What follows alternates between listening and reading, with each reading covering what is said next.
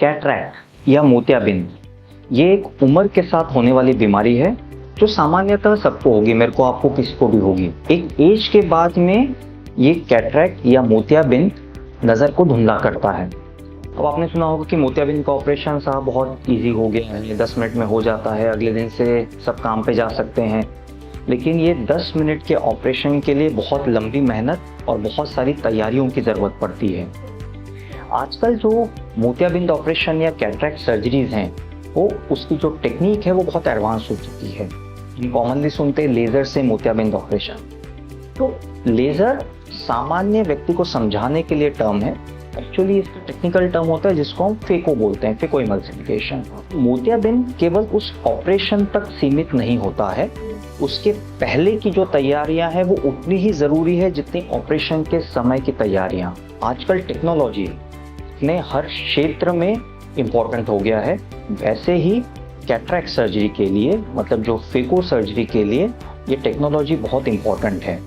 तो ऑपरेशन से पहले हम बहुत सारे ऐसे एडवांस मशीनों से टेस्ट करते हैं जिससे हमको ये पता चलता है कि एक कैटरैक्ट की ग्रेडिंग कैसी है, कैटरैक्ट की स्थिति में है, मोतियाबिंद की स्थिति में है।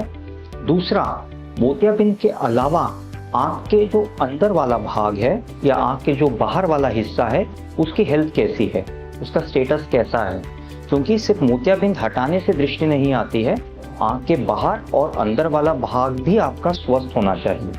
तो कैटरैक्ट सर्जरी से पहले आँख का डिटेल में जो चेकअप होता है उसके लिए अच्छी एडवांस मशीनों का इस्तेमाल करने से इसके मोतियाबिंद के रिजल्ट्स और अच्छे हो जाते हैं। कैटरैक्ट सर्जरी में आपने सुना होगा आँख में लेंस लगता है। फेको सर्जरी में आँखों में लेंस लगाए जाते हैं जो कि अलग अलग तरह के रहते हैं, उसके लिए अपन बाद में डिस्कस करेंगे।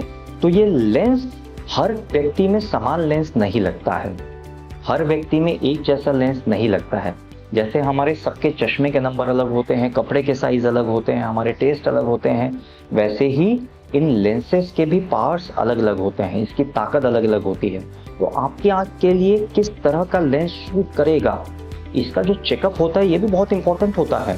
इसके लिए भी कुछ एडवांस टेक्नोलॉजिकल इंस्ट्रूमेंट्स हमारे पास उपलब्ध रहते हैं जिससे हम एक्यूरेटली चेक करते हैं कि आपके आँख के लिए कौन सा लेंस सेट हो, क्योंकि ये जो लेंस होता है ये लाइफ में एक ही बार डलता है। एक बार ये लेंस आँख में डल गया तो ये शरीर का भाग बन जाता है, फिर इसको कभी बदल नहीं सकते। इसीलिए ये लेंस के जो नंबर्स या पावर जो निकालने के लिए जो मशीन है वो बहुत एक्यूरेट होनी चाहिए। एडवांस मशीनों से अगर हम इस लेंस का नंबर निकालें तो बाद के रिजल्ट्स आपके अच्छे आते हैं। तो फेको सर्जरी मतलब मोतियाबिंद ऑपरेशन केवल ऑपरेशन नहीं है, उसके पहले के जो स्टेप्स हैं वो इक्वली या कभी कभी उससे ज़्यादा भी ज़रूरी होते हैं।